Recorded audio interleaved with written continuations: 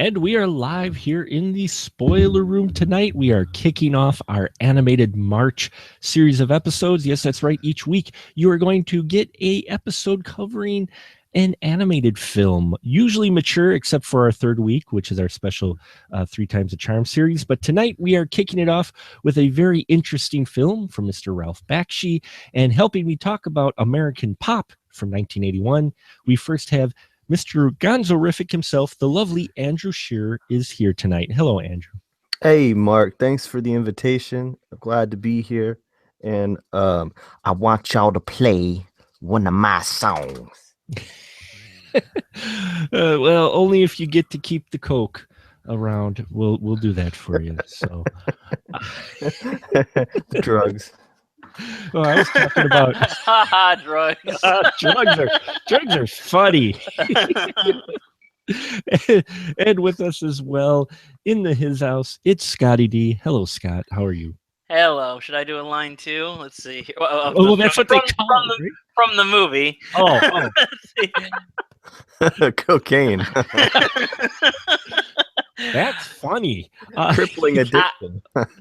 I have been running and fetching for you bunch of punks for 3 years now, and I don't want to be no candy man no more. You got any Coke? What, do I look like a soda vendor to you, man? I look like a soda machine. And so, for those of you who may not be familiar with American Pop, it is a story of 4 generations of Russian Jewish immigrant family of musicians whose career parallel the history of American pop music in the 20th century. That's a decent summary of it. Now, I'm going to throw it out here right now. This was the very first time I've watched this film. Ooh. I've not watched it before, and let me tell you, I dug it quite a bit. It was not what I was expecting at all. We'll get down the lines, we'll get the initial reactions, then we'll dive into little bits of this particular of this film. First, Scotty D, this was you kind of threw this out here when we first were going to do the first animated month, which is why I wanted to come back around and visit it. When did you first see this film, and how did you feel about it? Yeah, I've had kind of been holding like a candle for this one for a while. This is my absolute favorite 2D animated film. And I think I first caught it. I remember being first aware of it when we first got cable, and American Pop was just premiering. Didn't get to see it then, of course, because it was rated R, and I was a little kid. But I remember my brother used to talk about it, and he used to every now and then he decided to stop, being like nasty to me and like really try to like help me out and get to know me, and because he does care, and he is a good guy down deep. So, and he knew, like, for instance, he said he knew I was listening to Pat Benatar a lot, and he says, you know what? There was a wonder he told me about this film that uses one of her songs so perfectly, and it was American Pop, and it used the Hell Was for Children. He basically did tell me that part of the story, which is like winds up being like the third act of the story. And finally, much later, in I'd say mid-90s, when I was visiting my folks. I was living at the dorms, but I was visiting my folks, and they had finally gotten around to getting like a digital satellite, which at that time was a new thing. And there was like about 5 different Cinemaxes and 3 different movie channels. And what they would do is they would run all these old movies from the 70s and early 80s, which is awesome. And finally, I got to see American Pop. And I think I've seen it about 15 times since. It is completely different in what we even consider an animated film or an adult-oriented animated film. It's from Ralph Bakshi, who had already done weird things like, Fritz the Cat, Coonskin, Heavy Traffic, and then he'd done like more fantasy-oriented things like with Wizards and Lord of the Rings. But this is not what you would expect from an animated film. It's not a fantasy film. It's not a comedy. It's not an action film. This is a drama. It is a multi-generational drama that takes you through like 80 or 90 years within 95 minutes with the backdrop of this, the several generations of this family of Russian Jewish immigrants. And and it uses the music of America that was popular in America to tell the story in the background. And how many movies do that? So yeah, I'm a huge fan of this movie, and that's kind of how I came around to this. It was just like nothing I had ever seen before. Cool. And Andrew, how about you, sir? Your first experience with American Pop? I think I saw it on cable as well at my girlfriend's house, and when I got my first video store job, and started going through, director's work and stuff I was interested in. There, like American Pop you couldn't get it on VHS. Like I could get like all the other ones, but I couldn't get that one. So it became kind of like a holy grail item. And it finally came out. It finally in the late 90s, I think, on VHS, and it was such a fucking huge deal to get it. Mhm. And I just loved that movie. I have actually watched it for the first time since it came out on tape. Oh, really? You too? So Yeah, it's it's been a like, while since you watched it. yeah, and I remember now just thinking about it, the tape, the cover of the tape, the artwork is really fucking horrible. He was standing Yeah. on the CD, and it was kind of glittering. I'm like, CDs? That shit wasn't even out when this movie was made. What is this? No, it was kind of like they were, because I think it came out on VHS and around DVD at the same time, but they wanted to make it look somewhat modern, and this was almost on the heels of when heavy metal came out. Yeah, Finally, very similar looking artwork. Similar looking artwork, same studio, and heavy metal was huge when it finally came out. They said, and it was coming out for similar reasons because the music rights were held up for so long. And so I think they wanted to like, oh, if you rented that, you'll want to rent this. So it had him standing on the CD, and it also had like a hologram deal when holograms were big for like 2 seconds. Yeah, I wonder why they put because heavy metal, I remember seeing it in a theater in the 90s, but this one didn't. It just went to video, I guess. It was never quite as beloved. It was never quite the cult item that heavy metal was. I don't know. I that's the only thing I can think of. I don't know. Yeah. Well, I remember, seeing it on on the shelves, the video shelves and such, and kind of wondering what the heck, it's about. Because, yeah, it was on DVDs and that, and I didn't even read the summary. I didn't even read the summary of this movie when I looked it up. When we did it, I just knew Scotty wanted to do it. And I'm like, okay, I'm down with this. Aww. And so I went in completely blind, and it took me aback so much because, as Scott says, it is not what you expect, not even in an animated film, but from a Ralph Bakshi animated film, because this is a straight drama. I mean, it easily could have almost been live action, which with the style that Ralph does, it's rotoscoping. And so it is kind of live action animated in a way. But it blew me away because this film opens with, in Russia with the Cossacks chasing his family out of Russia. And I'm like, wait, am I watching the right movie? And I'm like, wait, this is American Pop, right? And I wasn't expecting it to be such a drama, but I dug it. I dug it quite a bit. I got into this family. This had, in some ways, it had that Godfather vibe of sorts. Where we get to see the origins in that.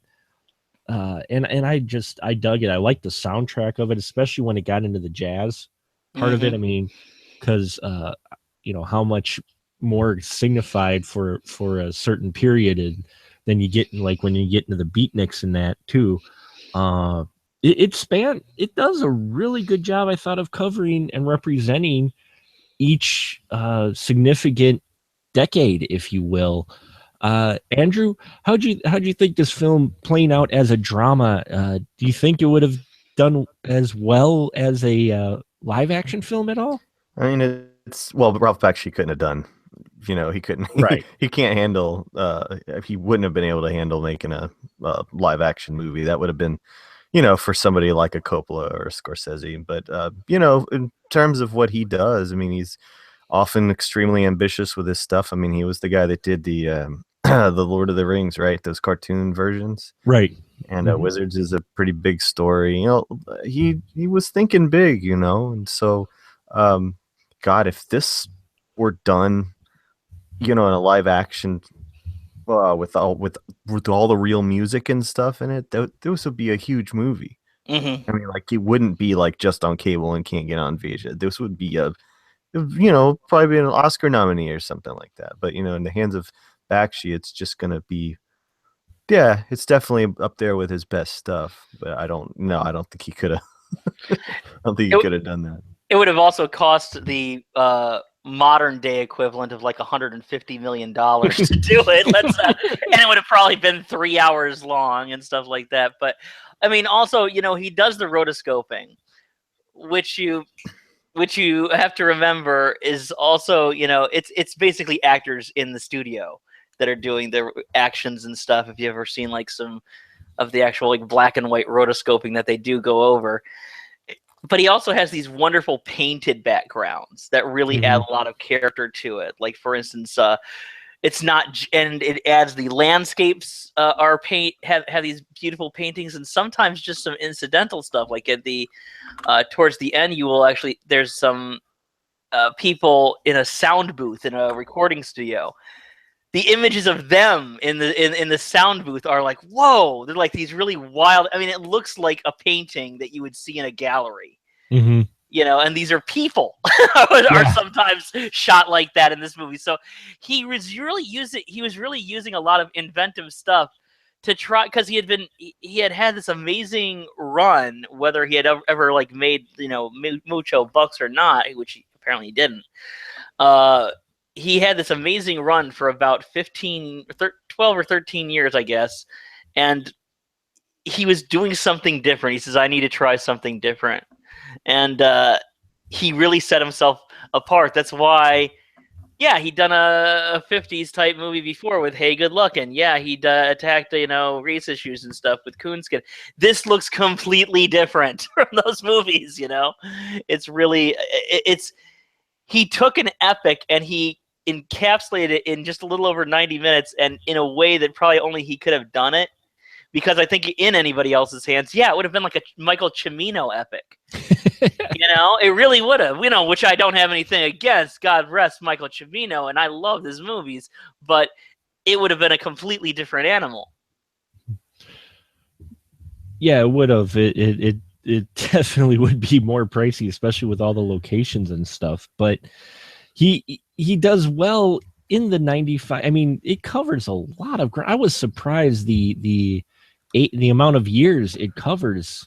Here it is starting with Cossacks. I'm like, wait, well, huh? And then we get into the immigration story, and then we move into World War I and gangster territory, and then suddenly eventually through the beatniks to punk rock to new wave. And I'm just like watching this unfold, and I'm like, wow, but there really isn't a lot of action. But I found this story, it pulled me in, and I was really curious on where this is going, because you can't quite tell when it first starts out the way it does. And then during the credits, even the opening credits, you get these paintings that are, like you said, these paintings that are just a bit surreal and crazy, but the soundtrack to it was like a medley of musicals. Yeah, and you get first of all the theme song in the credits. Da, da, da, da, da, da, da, da. It's an orchestral version of Freebird, mixed with little bits from here and there. Mostly in the credits, Freebird and As Time Goes By, which Mhm. are two very apropos songs for this movie. And then you get like little bits of like, you know, Dixieland jazz going on, and then you get a little bit of something else, and it kind of prepares you for what you're expecting. The opening credits with these beautiful paintings, what it reminded me of was these old roadshow pictures where you'd Mhm. go see them, and before the movie would start, there was an overture. Yeah. It reminded me of that, you know, Mhm. where you'd get selections from the score of this movie that you were about to sit through, and it would give you this flavor for, oh, okay, they're actually taking the time to set the mood. You know, it's hard to say because some movies don't even have opening credits anymore. They don't even have a title sometimes. And this one says, no, we're taking the time to set the mood for what you are about to see, because this thing is going to start bizarre. I mean, it's going to start like a silent movie. And then we're going to take you through. It's going to be basically a history lesson as you follow this family, these several generations of people who always wanted to make the most of their musical talent, and none of them could make it work Mhm. until the last, you know. New So wave guy, Pete. yeah, because we got like four, and the thing is that, you know, it's like people they try, and life takes them in different, either their things are cut short, or life takes them in these different directions, and they can't realize what their initial dreams were. Mhm. You know, and each person is so beautiful in what they do. They're all actually very talented folks. Oh yeah, One way or the other, and especially when we first get to the first character, who is I forget his name now. Zalmi. Zalmi. I love Zalmi. Zalmi is the kid we see who escapes Russia and comes over on the boat. And uh, Andrew, I wanted to get your impression first. So we have Zalmi in the streets of early New York, and so he's working the clubs, if you will. How did you think they handled the art with the dancing girls in this versus what we've may have seen even today yet in how they were drawn? Oh, they're sexy, man. All of them, just bouncing around and stuff. They remind me of friends of mine. To be quite honest with you, I saw a lot of people I know reflected in those bodies of those people. You know, Bakshi has always done so great in depicting women in sometimes a Robert Crumb-esque kind of a way. Even like Fritz the Cat and in Coonskin and stuff like that. So this is a very mature kind of story for him and a very different story for him in a lot of ways, but it's just that art on those women is one of the things I feel, retained stylistically in this movie. Yeah, I think so too. They were drawn They just didn't have their titties pop out. well, they were there. They're just slightly covered, but they were drawn realistically. I felt like they were. It felt like you were back in that time. I thought he captured it well, not only with the people, the way they were drawn, the style, and the streets. Scotty, how about you with the art, particularly with how he drew the women, not only from this period, but just in general in the film? As you guys said, you know, we can say things like, you know, they were voluptuous, they were curvy, but you guys already said it. They were drawn like real women. Mm-hmm. You know, they were, you know, no swimsuit models from, you know, no plastic surgery back then. No, these are what women look like, and it's what most women look like. And it's kind of strange that you don't get to see that in live action films. So he found a way to put it into an animated film, that this is how women look. And this is how women looked, because when the first groups of women we see naturally are in vaudeville, burlesque, that kind of thing. And then, you know, later on, you know, we see, you know, the families that they start and such. But yeah, I mean, they're drawn like real people. I mean, it's not like they said, okay, we had the model for this, now let's trim the sides. No, if anything, they accentuated Mm-hmm. the curves on them and everything like that to make a point about the world we were looking at, and that, you know, women have different types of figures, you know, and it was a wonder, and it's a great thing to watch, you know. And sometimes he'll be funny with it. I mean, I don't know if you noticed, Well, yeah. there's a shot where like there was like a more heavy stripper, And if you notice if you said, "Hey, the frame is shaking when she bounces," that wasn't an accident. He was doing it to show a very voluptuous person like a Mae Wet or Kitten Natividad or whatever, and but yeah, it just shows this great variety, and I think that Bakshi always kind of really excelled at that in Fritz the Cat, Heavy Traffic, stuff like that, showing the parts of society that mainstream live action film doesn't want to show you. The main difference here being is that those were very obviously cartoons, and this has a sense of realism those movies don't have. So it was saying, no, not only am I showing you that, I'm telling you that's the way it is. So I liked that quite a bit. Yeah. It took me a little back in a good way, because we're used to seeing like the Roaring Twenties and that, and the Flappers and that, not look, they look Hollywood. They didn't, even back then a bit, they looked Hollywood, and here you've got it felt like real people, which add to the realism of an animated film, which this film handles a number of things, I think, a lot better than live action films do. Even when Zalmi is moving up in the world, and he basically kind of has his first experience with a lady, I kind of liked how that whole scene was handled. That was so sweet. It was such a sweet scene. It really was. It was a sweet scene, and the character felt real. In fact, all these characters, especially the four people that we follow through on this journey through time, basically, they all felt real. It felt, and I think seeing the history of the parents prior to them, I think got you even more invested in the characters as it went along.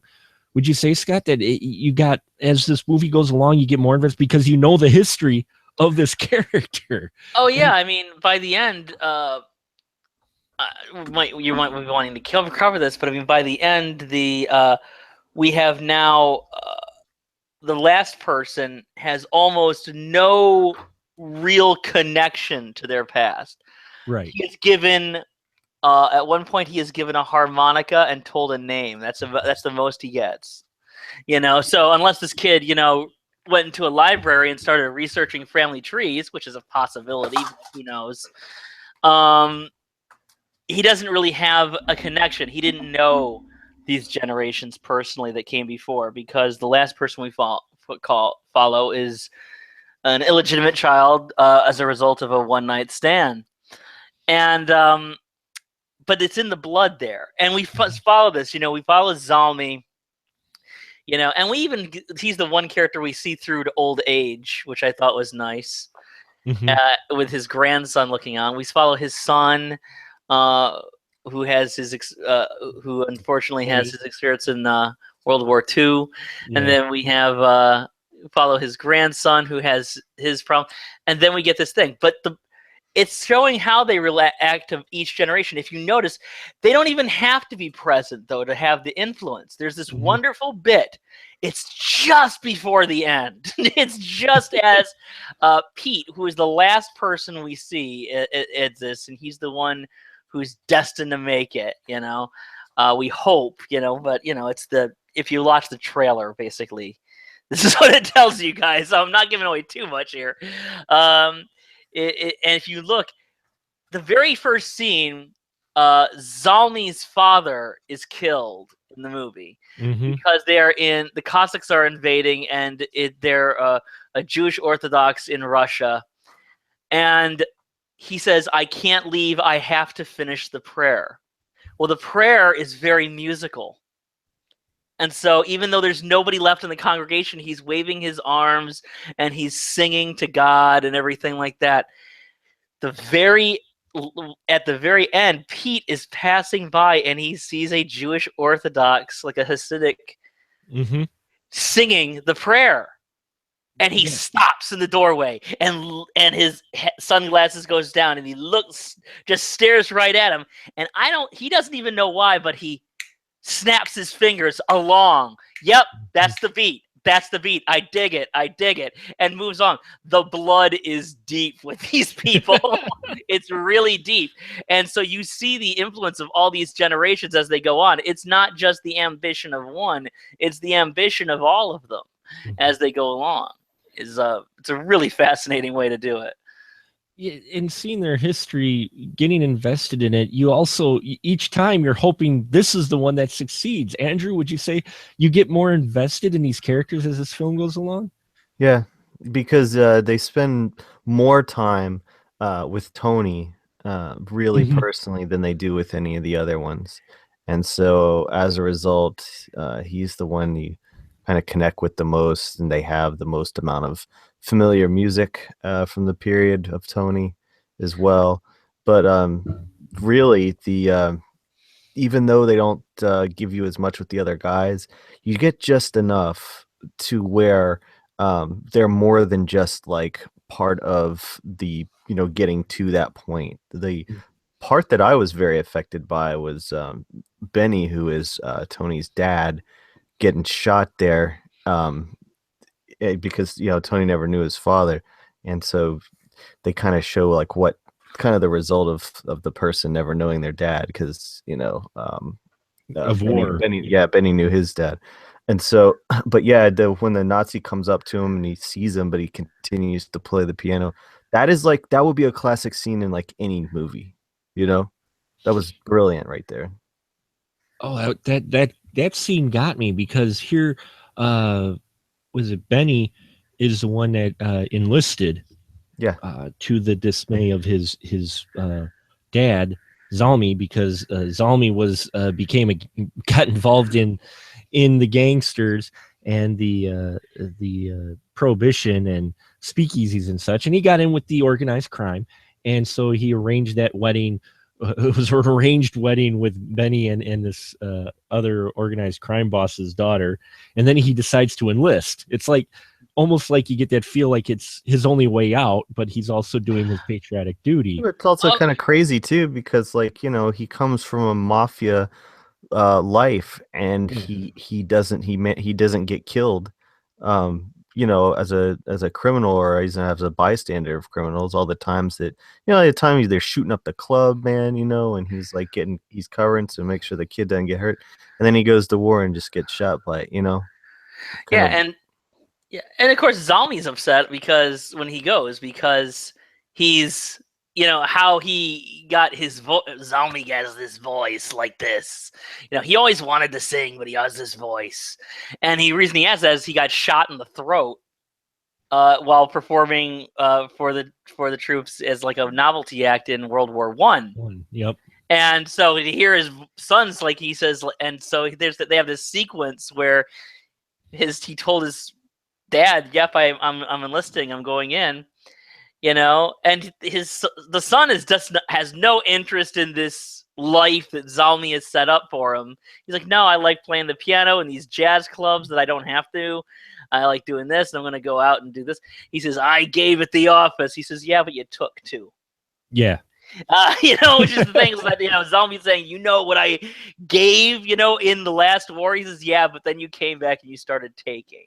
Yeah. You know, and so it was kind of a rebellion there. And there's this sequence where he's playing the piano. He finds this piano in this old, you know, house that they're searching door to door. Well, it's after a bombing. They bombed a town, and he and his troops are exploring the bombed out town. And yeah, he finds that piano. Sorry, go ahead. Yeah, and then the troops right behind, and he doesn't really check very thoroughly because he just sees the piano and immediately, like by instinct, just heads towards the piano, and the German soldiers behind him, and he keeps playing.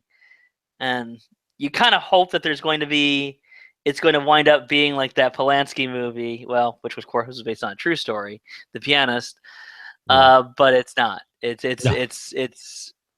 a lot more cruel than that. And I thought that was an interesting way to end that scene in a very powerful way, because he plays, and then the German who's just about to shoot him, the Nazi, he bumps into a chair and he turns around and he looks. He's like, "Oh, hey." And he doesn't reach for his gun. He goes back to the piano keys to finish playing, and the German thanks him and then shoots him. And I'm like, holy shit. I'm like, to me, that struck me really. I'm like, wow, that is unexpected. But it was also very powerful. And it reminded me a bit of the scene from Saving Private Ryan, where the one Nazi is basically slowly stabbing the American soldier and singing him like this German lullaby or whatever. It's just That happens in that movie? what in Saving Private Ryan? That is fucked, man. Well, you never saw Saving Private Ryan, buddy? I left like after 15, 20 minutes. Oh, did you really? Yeah. Sorry. Well, it's a rough first 45 minutes in that movie. Let me tell you. Didn't mean to spoil it for you. No, I won't ever see the rest of it. I was like, what? But- if I want to see like a gore movie, I'll watch Texas Chainsaw. It had that same tone where in the Saving Private Ryan one, what makes it even worse is one of the fellow American soldiers is just sitting there scared out of his mind as the Nazi and his buddy are fighting, and the Nazi is laying on top of his buddy and slowly pushing the knife in and singing a lullaby. And here we get music where Benny, it's like he has resigned himself to getting shot. He gives it to the German rather than putting up a fight, because and he grabs that piano, he throws his arm over it very dramatically. That was a great scene. It was a very powerful scene, and you get a number of scenes like this that I thought were just great representations of things. Hell, even better representations than what we get out of live action films a lot of times in this, especially with the way the characters were set up, because they really embodied, that time. Because here Benny, is the child of a World War I vet, and so you got World War II, so he goes off and he actually dies while his World War I vet father lives, and he's got a kid who he's never met who's growing up, and then that sparked into the 60s or the 50s, and we spend the longest time with Tony, and man, this guy really goes through a lot. What'd you think of the Tony generation? Because Zalmi and Benny were kind of your standard guys, but then there's Tony, who we spend the most time with. Scott, what'd you think of Tony? Oh, Tony is very reactive to the world. He does not fit in. He knows he doesn't fit in. He is not interested in fitting in. And he kind of rejects everything that has been set out for him. Because, by that time, he's got a new stepfather. He's got everything. And we know that his mother is probably mostly absentee. They say the mother doesn't do anything but sit in her room and listen to that record. So you can kind of think what that record is, it's her husband, and her ex, her dead husband, rather, Tony's father, to specify. And so you go through, and gets into beat poetry. He sees what Richard Mall does the voice. Richard Mall, he was so well known for Night Court, and he did such a great job on that show. But he has done so many things over the years, and this is the time when he was taking so many roles. He'll show up in a Charles Band film, and then you'll see him in a bit part here or something. Richard Mall is as beat poet, but since that poet is performing Howl and given what he looks like, it's Allen Ginsberg. Yeah. It's supposed to be Allen Ginsberg. And he hears it, and he's transfixed, and he does that whole thing. He starts riding the rails, starts going across country. He has this very dramatic beat poet way of talking where he is always performing for some unseen audience, and he has this thing, and that leads him all the way into, and he does that. We don't realize how much time has passed unless you listen to the music in the background, unless you hear the music go from Herbie Hancock's Cantaloupe Island, Dave Brubeck, Take 5, all the way into where he meets this girl, and it's playing Sam Cooke's "You Send Me," and you can listen to the music. Unless you listen to that music, you don't realize how much time has passed. But we are finally then into the middle '60s when he meets this like band of hippies and such. Man, And, they classic hippies too. oh, they were totally, and you could tell they were totally based on like Jefferson Airplane, Mamas and the Papas, Big Brother and the Holding Company, those types of bands. And they had the female singer who, Grace Slick, Mama Cass, Yeah. Janice, whatever you want to do. And they had the other groups, who would, and she would kind of cycle through the members of the band because they had this free love weird shit. And he gets into it, and that's where he finally finds his spot to make his music and write his songs, because he has no musical talent other than writing. And he starts writing like these Bob Dylan songs and such like that. And we spend the most time with him because I'd say he encapsulates the biggest chunk of American pop history, going all the way from jazz into psychedelic rock, basically. And of course, that's what leads us all through the other rest of it. I could just go on and on and on, but then I'd ramble even more than I already have. So yeah, we spend the most time with him because he has the biggest chunk of musical history, I'd say, and most diverse set of musical history in that character. Well, because the other ones, there was a specific genre, but Tony, I think, also embodies the speeding up of how fast the times changed a lot more during that era.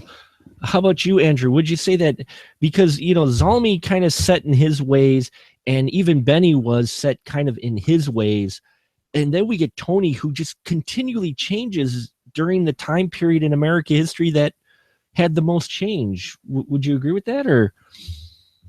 Yeah, I guess so. I mean, he's a characteristic of somebody that was around during that time, but he's also just he's a lost person. Mm-hmm. He didn't have the dad, and he's hung up about that. He's always upset about that. Like that defines him, and so he doesn't.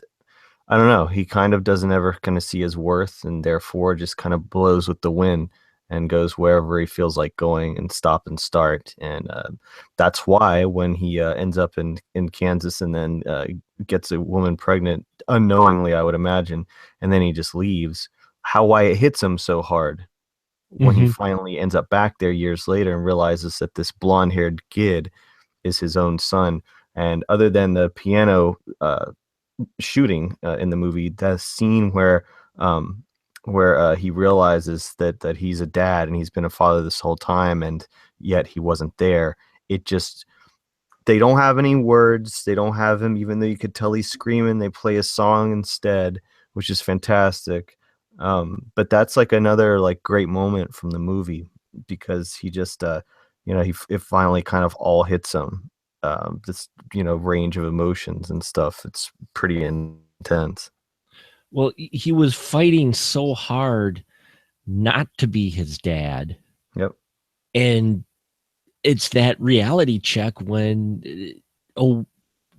I am my dad. Yeah, and the animation is uncharacteristically really detailed and great for a Bakshi movie. He's a good filmmaker, but the art is not always the greatest, just due to the rotoscoping technique. And he's not going to get like really detailed emotions off of the drawings, Right. But I think in that scene is one of the most well drawn out of any of his films, and it needs to be, but that's another reason why that moment is so great, is because the artwork is pretty amazing there.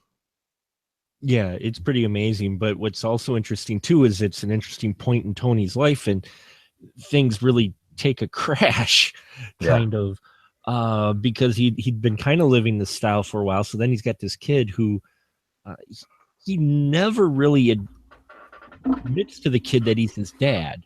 No. And the kid never really digs any further. But until that moment on the bench, and so Pete, who's the blonde-haired kid that cross paths with Tony while he's with the band, Tony takes him. I love how it circles back to New York because Tony left to try to get all the way west, and eventually he gets back to his home city where he's got Pete, and he's in a way still doing the same thing as the family business, only instead of alcohol, he's dealing and doing drugs. Tony becomes a major addict, but also a dealer. And it was interesting how that all came back around in the circle of life, if you will, with that character. And again, more great representation, I think, of the period and the style, but also as this film goes along, it represents, and I could be wrong, but it represents the separation of children following, even though he does eventually follow in the footsteps, Pete does. Where I'm getting to is the tradition thing is lost in it, to where you don't have your dad going, well, I was a musician, so you're going to be a musician type of thing. And in real life, that's where we are now, where I think legacy, that's the word I was looking for, legacy isn't quite as strong or as important nowadays as it was back in the 30s and 40s. And I think that's represented in this film as well. Would you say, Andrew, that that's represented in here is kind of that, especially considering we have the illegitimate child here of Tony, that they kind of representing, or he's making a statement about how family legacy isn't as important as it once was? Yeah, I mean, he picked the right era to do it in, because the value system is completely changing. Mm-hmm. You know, in the time in which Tony is kind of coming up, you know, and so if it was going to happen there, that kind of break from all of that, it's reflective of the way that culture was going too. So it was a nice way to comment on that without the use of music necessarily, which is how Bakshi chooses to show the passing of time and the cultural shifts, usually in the movie. But to do it in that way, I think, is one of those things that probably most people wouldn't notice. So that's really rad that you picked up on that. Oh, thanks. Yeah, it's one of those things where I was watching it going, wow, that's where it is, showing that bloodline, or, you know, that legacy gets muddled. Scott, what about you? Did you get kind of that gist as well, that it was kind of being reflective of current times, where people, what they used to do or what their parents used to do didn't mean as much as what they want to do? Scott, you might have hit your mute. God damn this thing, sorry. Okay. All right, so you can cut out all that bit and like just pretend like you just ask your question, and now we go. And see how I do this for your nice edit? There we go. Yes, okay, here we thank go. That's a really good question. Sorry, man. No, that's a really good question. Because it does kind of reflect that, because the Pete character is so detached, as I said. He doesn't know much about his family tree. He says, "Oh, my dad is this big mystery." I think Pete figures it out. I don't know when Pete figures it out. But there's that moment when they first meet each other, and they look, and as soon as Tony looks into the kid's eyes, he's like, "Oh shit!" Yeah, right. It's like he's got her hair, he's got my eyes. You know, oh my god, and it's you know, he like gets right away, like as Andrew was going through that scene. It's a beautiful sequence. It's a really heart-wrenching scene. I've mentioned when we were doing social media stuff, like Facebook stuff, before watching this, I kind of bemoaned, it's like, my favorite movies always make me cry, and this movie makes me cry. And it's like when he realizes who is that he's had this kid, as you guys mentioned, and it's juxtaposed with this now really strung out, and on the last night of her life, saying, "I'm going to sing to this little boy," the lead singer of that band. And then it goes on to them living on the street, Pete and Tony, and they're so detached from society, and it's definitely an unorthodox father-son relationship. neither one of them admitting that they know until this moment, why have you stuck around so long? Well, why the hell do you think? And that's when he gives this harmonica to the kid, and that's when he tells him the name, as I mentioned earlier. Yeah. He just gives him the name. He doesn't talk. He says, "I never knew him, but this is his name. He was supposed to be some sort of a genius." And it was probably the first family connection this kid really felt. But as I've said, that it's like this inherent thing, though. They're detached completely from their history, but they can't avoid it. It is just really deep down into the marrow. Mm-hmm. And so Pete continues to have this ambition. He's always been writing the songs. Even when Tony gave up writing songs, Pete took over writing songs. And he becomes a coke dealer to support himself, because his dad, after this acknowledgement, his dad kind of pawns the kid's guitar for a ton of coke. Yeah. And basically says, don't sell it all in one place. Gives him this, has somebody tell him, don't sell it all in one place, because he's basically saying, look, I'm probably going to die soon the way I'm living. The best thing I can possibly do for you is give you some means of survival. And also, which sounds kind of noble, but let's face it, Tony's also kind of a coward and a mess and a failure also. So let's not make it too noble. Tony's the most screwed up character. Oh, he's a total. He totally destroys himself. It's a real sad story. And he hands this kid, and then the kid becomes the coke dealer to support himself, and grows up on the streets. Grows up about as rock and roll as you can imagine. Just like if you ever go back to those old journals of punk bands that came up in New York of the 70s and stuff, you listen to some of Dee Dee Ramone's stories about being a smack addict and on the street, and how they came up with what is 53rd and 3rd about, that kind of stuff. And then you hear these other stories of the bands of that era. I mean, he grows up about as rock and roll as you can imagine. Unfortunately, because it's a rough way to grow up. But yeah, I mean, but it becomes deep in the marrow. And incidentally, that is the sequence where, as I mentioned before, the Pat Benatar sequence comes in. Hell is for Children was a song she wrote about child abuse. Mm-hmm. And in this sequence, it's to illustrate how Pete has had this very unorthodox upbringing as he's become a drug dealer on the street. So yeah. Did you get that punk vibe, Andrew? I know you're in the scene, or you were in the scene. Yes. old fucking punk. That scene when he was taken from basically when he gets up off the bench and he's starting to deal. Did you get a punk vibe at all? Well, yeah, I mean, they have Sex Pistols music in there. Sure. And you kind of, I mean, the last part of the movie kind of was when I revisited, it was very confusing to me, as far as because they jumbled up when the music was, because Pat Benatar's song chronologically should have come last. Yeah, absolutely. So to have the Bob Seger, which is around the same time, maybe right before the Sex Pistols, and then to have Leonard Skinner after, I mean, it was that all was really, really odd to me. But what's great is that when he goes in to see that band in the studio, that's Fear. That's the LA punk band Fear. If you've ever seen Decline of Western Civilization, that's the band you remember from that movie.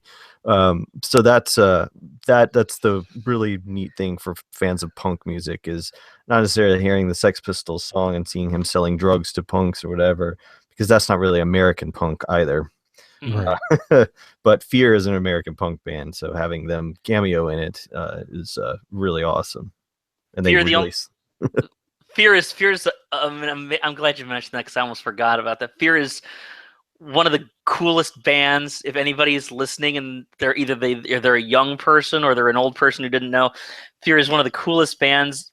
I think the first band to ever like get banned from Saturday Night Live because they killed the set. They destroyed the set.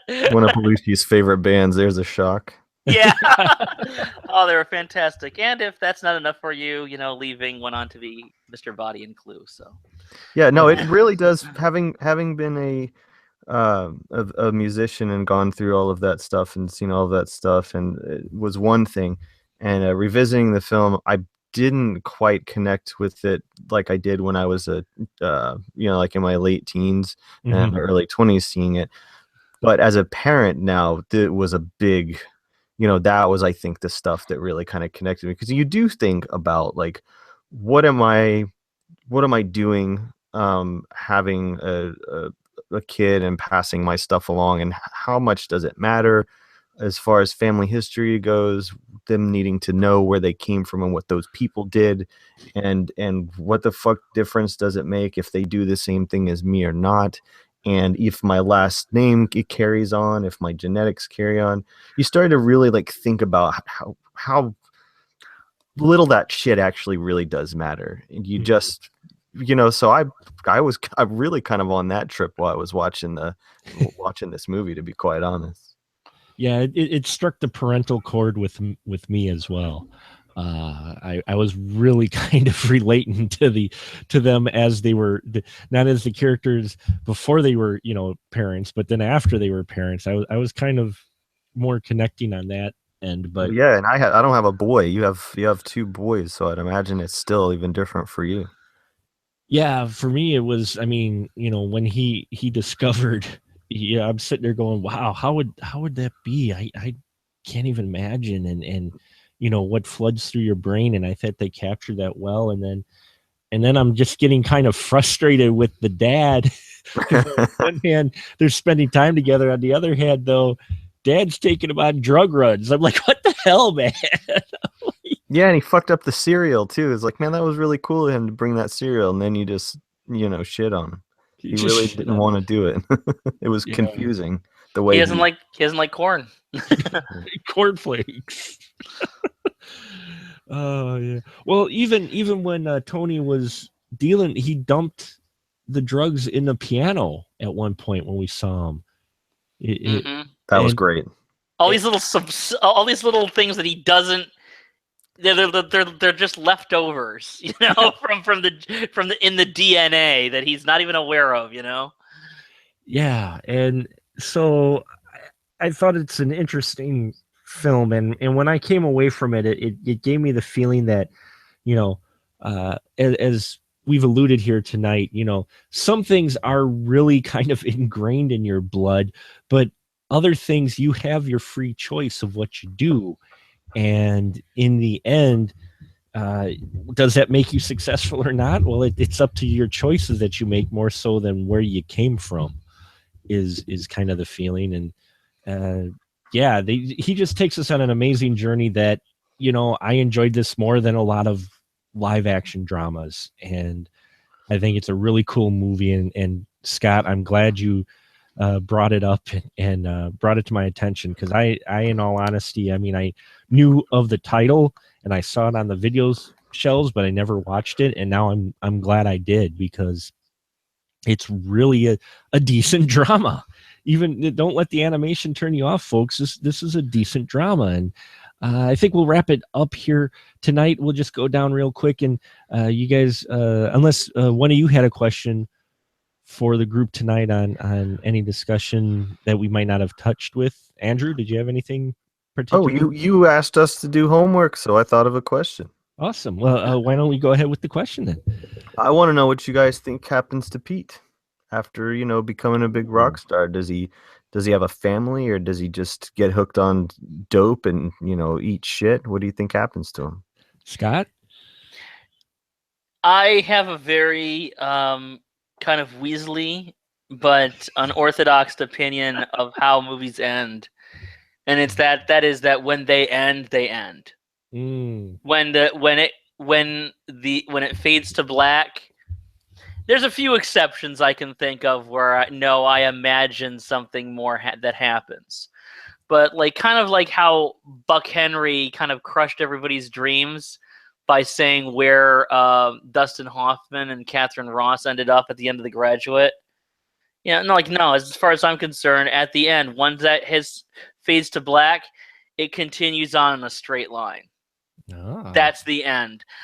So what happens? He makes it. He's a legend. Is he a legend forever? I don't know. Maybe. I don't think that he hits a thing. I don't even like it when they come back years later. Like as we're recording this, Train Spotting 2 is supposed to come out in a few weeks. I have no interest in seeing it. And that was a movie I went to see 4 times in the theater, the original, and it's because no, it ended fine. Just let it be. So I kind of have this opinion, and I know it's unorthodox. I know it's Weasley. I know it's the chicken way out. But that I say, when you see him victorious, raising his arms up, grinning, that I made it, I did it. And you have this kind of understanding that it's not just him. You see this flashback to the last 90 years of history in his family as he's performing. That this is the culmination of all that. That's where the story ends. I believe that it's right there. And I think that if I can quote the last narration line from the movie Shock Treatment, the sun never sets for those who ride into it. So I think that's pretty much it. It continues on just from there. Well, my answer for that isn't quite like Scott's. I do like to occasionally posit what went on afterwards, though some movies I don't, because I'm like, well, then our hero would end up in jail and arrested and doing time. But yeah, in this case, where Pete ends up is starting a grunge band. No, that's where his kid ends up. Well, actually, in all honesty, the way I felt with this and the way it ended and the way his character went, I almost felt the bloodline ends here with Pete. In all honesty, I with the way they had the Pete character, I don't see him having children. I honestly don't. He stays successful for a while. He does that, but I don't see him having children because of the father that he had. I don't see him having it. I think that bloodline actually ends there. I know it's depressing, but just from the way they set it up, I'm like, yeah, he's successful. He makes his money, and he, better to burn out than fade away. And I think that's what happens to our guy. What about you, Andrew? Do you answer your own question? Oh, I think in that concert, yeah, he falls off the stage and tears off his testicles. I knew it. I knew he was not going to give us this. I knew it. I love you, Andrew. I love you for that exact reason right there, man. That's... Wow. Scott, how about you? Did you have a question for the group that we haven't touched on yet before we close out? Not a real specific one. Okay. I guess I guess it's more on Bakshi as a whole. And I know you're going to cover Fire and Ice later on this month, I believe. So you got next week, actually. So you've got more Bakshi to go. But yes, since this is such an unorthodox film, as we covered, it's not an action film, a fantasy, a comedy. It's just a drama. It's a weird thing. So, it's something we still don't see a lot of in animation. So these days, there's more of an acceptance for adult-oriented animation, with anime and all that other stuff. Still not from a wide release theatrical standpoint, though. But I think with the acceptance the way it is, it's a 2-part question. One, do you Bakshi had a really good run. 8 films in 11 years. Mm-hmm. That got theatrical release, some limited, some wide. None of them, I don't think, did like gangbusters huge, but enough to keep him going for the next movie. Do you think the whole reason he got to do what he did was because people were experimenting, people were trying to see what stuck, because the film landscape was so changing? Do you think he would be his style? He would be more accepted as an auteur, as an artist today? Like, do you think that if he came out today with these movies, or with movies that were kind of sort of like this, do you think he would be more embraced, more accepted, and not just by the fringe? But also another of the follow-up question is that anybody who did come up like that and release movies like this, would they have been able to do it without Ralph Bakshi? Ooh, Andrew? Well, I mean, certainly it was ahead of his time, and I don't think in America there is still really a context for adult animation. I kind of got into that when I talked about the Red Turtle. We just don't, we don't hear adults don't watch cartoons. That's just not a thing that happens, and the rest of the world is kind of not like that. But I do think, yeah, he would have a great place in the indie world, because if you look at films like the Wrinkles movies, or Chico and Rita, which is pretty much the closest anyone's ever come to American pop, there's definitely an audience for that would understand it and be ready for it, and there are distributors who would know exactly what to do with it. So yeah, I think it would definitely, he'd be right at home there alongside movies like that and Tokyo Godfathers, things of that nature. And do you think someone up and coming today, coming out with a large body of films like that, do you think they'd be able to still be successful in that without Bakshi?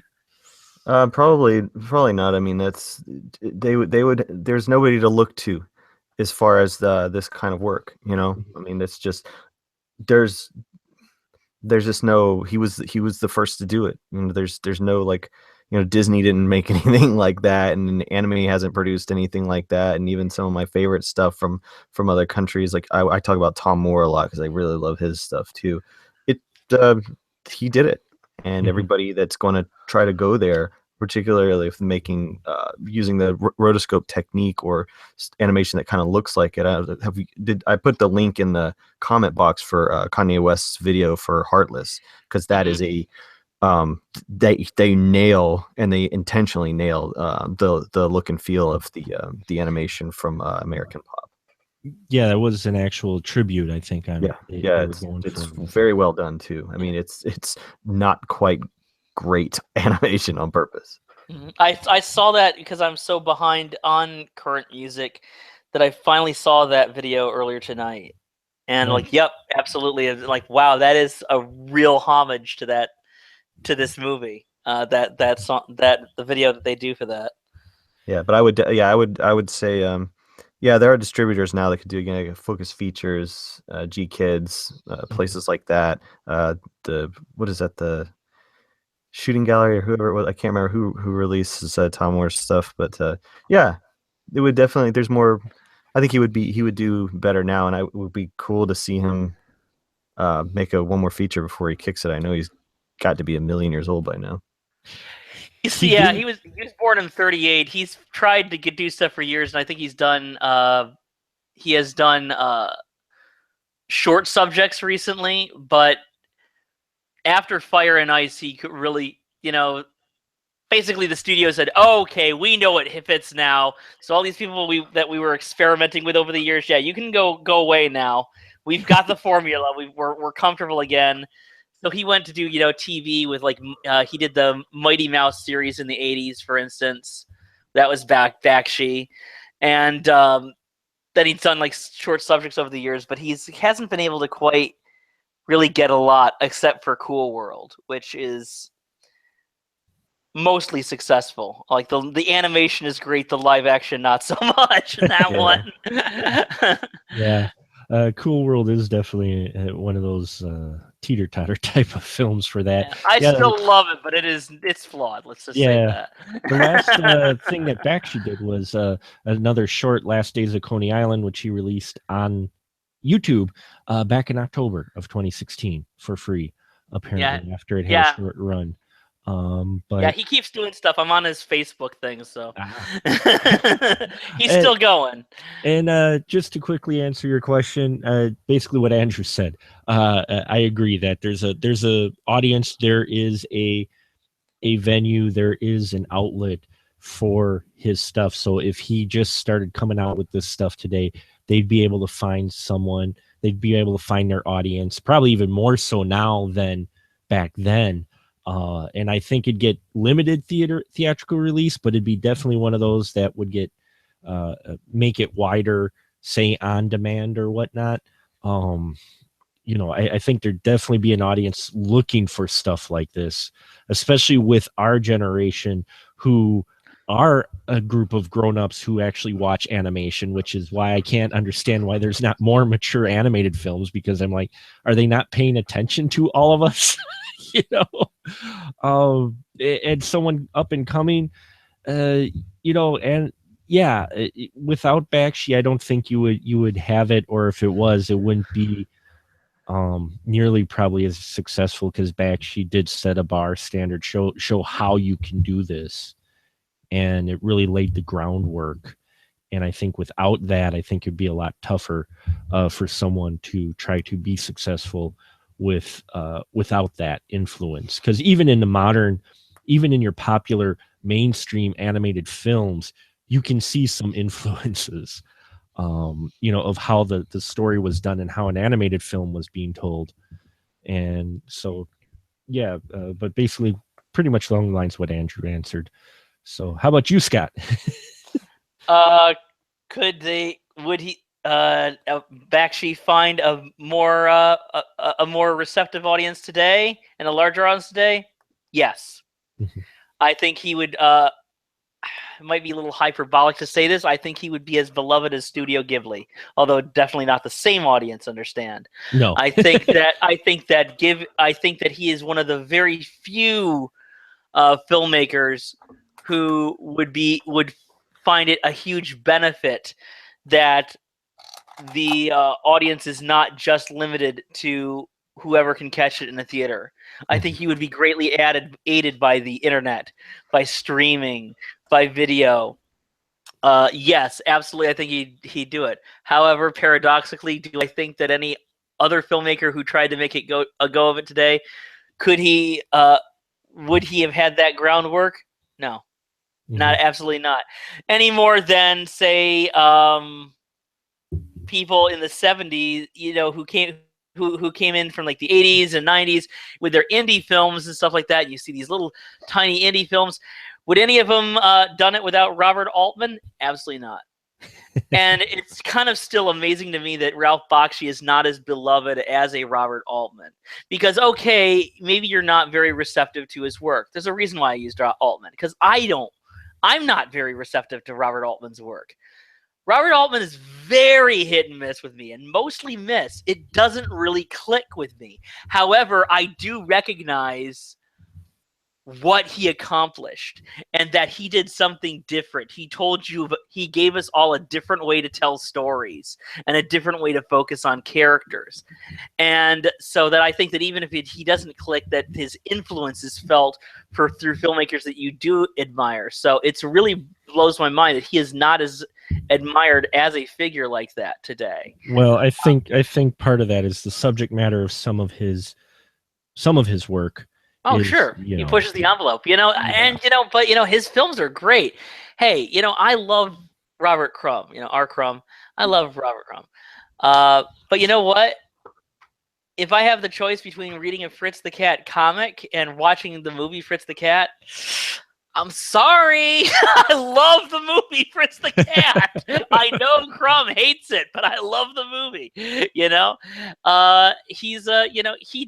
showed that you could take this medium and take it in a completely different direction, just like Altman did and like a lot of our masters did. And I think that he deserves his props for that. So It's kind of my two-part question was kind of paradoxical. Could he have found a more receptive audience today? Yes. Anybody else, could they have made it with if he wasn't there, as Andrew said, ahead of his time, way back from 1972 to 1983? Absolutely not. Well, I think if Criterion did a box set of Bakshi, it would be explosive. Oh yeah, I hope think- so. Because I think it's the cineasts that like his stuff because it wasn't all over TV all the time. They're adult cartoons. That's just not something that we had on television, period. And it's not something that once Cartoon Network had like Adult Swim that they licensed and showed at midnights on weekends and stuff like that. He just isn't. His stuff isn't out there. It's not as easy to find. I think Netflix had Fritz the Cat, but that was maybe it. I think maybe Yeah. Heavy Traffic showed up at one point. I don't know, but he's just not as well known. Mhm. And I think we'll wrap it up tonight. I want to thank Andrew and Scott for joining us in this discussion. Hope you enjoyed it. We've got Fire and Ice coming up next week. We may be doing a bonus episode in between if I can get some people in for a live action film, but we will be featuring at least each week an animated film as part of Animated March. So here's where we go down the line real quick, and you can find out where these fantastic people are also at on the interwebs and such. Andrew, go ahead.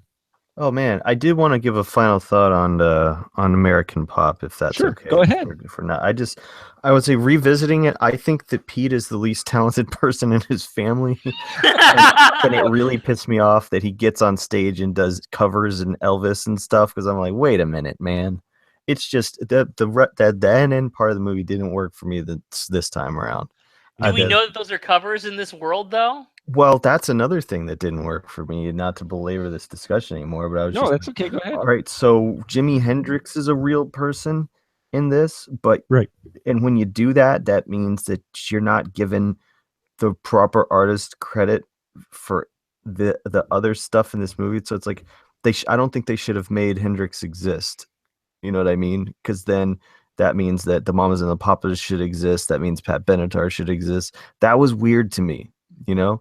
But I think the craziest part was how they do this whole timeline of the history of music and then wait till the end and jumble the whole shit up. And I would like to have a conversation with the person that chose the sequence of music and go like, couldn't he have done an 80s song at the very end to kind of keep the lineup? I mean, I understand paying tribute to, maybe it's just because I hate Elvis. I don't know. Gonzorific.com, Amazon On Demand. You can find my movies, Pajama Nightmare and Mondo Gonzo, The Underground Cinema, and the latest one, Late Night Cable. And on Prime we have Very Scary and May of the Dead. And yeah, Gonzorific.com if you want to buy some movies like The Erotic Couch and Dr. Humpenstein's Erotic Castle and all type of sexy low budget bullshit. And Scotty D, go ahead with your final thought with this and where they can find you at. Yep, I'm gonna also just really quickly add to Andrew's thing is that I think it's kind of this weird mixture that some of the music exists and some of it doesn't. If you in the end credits, it starts out by saying, "In this movie, we portrayed these songs as being written by fictional characters. We want to honor the people who actually wrote the songs," and then they showed those songs, and then they said, "And we also used these songs by the original artists," and then they ran those up. And I think it was like this weird mixture. So it's because they really play fast and loose with the rules of this movie. So in order, because let's face it, if they tried to make all original songs, the songs might have sucked. You know? I think it's the sequence that ended up just tripping me up. I'm like, the sequence and having Jimi Hendrix, and those are the only two things. God, dude, Pete. He's not the most talented, but he did come up with, well, if you're going to believe it, he came up with everything from Night Moves to Crazy on You. So, or you can even look at it as, did he steal other people's stuff? No, I think he had nothing better to do on the street. So yeah, no, he didn't. But yeah, okay. So movieocrity.com. Also catch my web series at vimeo.com/channels/movieocrity. Kind of have a big change in my life happening in the next few weeks. Might be pulling up stakes and going to a completely different venue. So hopefully things will continue to be up to date. But if not, whether I'm putting up new stuff or not, that's where you can find me. Awesome. And yeah, it was as we do our final thought here, I'll continue it. Yeah, it was weird with adding Jimi Hendrix because up until that point, they played off these songs as being kind of from other people, and by doing that, you kind of throw things. You end up grounding things a little bit more in the real life, which was a little odd spin to take, though it is Hendrix. I can understand where they were going with it, but still, as far as the rules they set up in the world, they were played fast and loose. So I agree with both Andrew and Scott on that point. And yeah, we're just going to send it off tonight. You want to see more of our stuff, head over to specialmarkproductions.com where we have the Spoiler Room archive, iTunes, and Stitcher Radio. Please subscribe, like, and comment. We'd love to hear your thoughts on it. Find us on the Twitters at Spoiler Room PD, C as in cat, S as in Sam. So that's Spoiler Room PDCS. Twit there. As well, if there's a film you'd like us to cover at some point here down in the spoiler room. So we're going to say goodnight all, and I hope you have a pleasant evening. Say goodnight, gentlemen. Good night, gentlemen. Good night, motherfuckers. Yeah.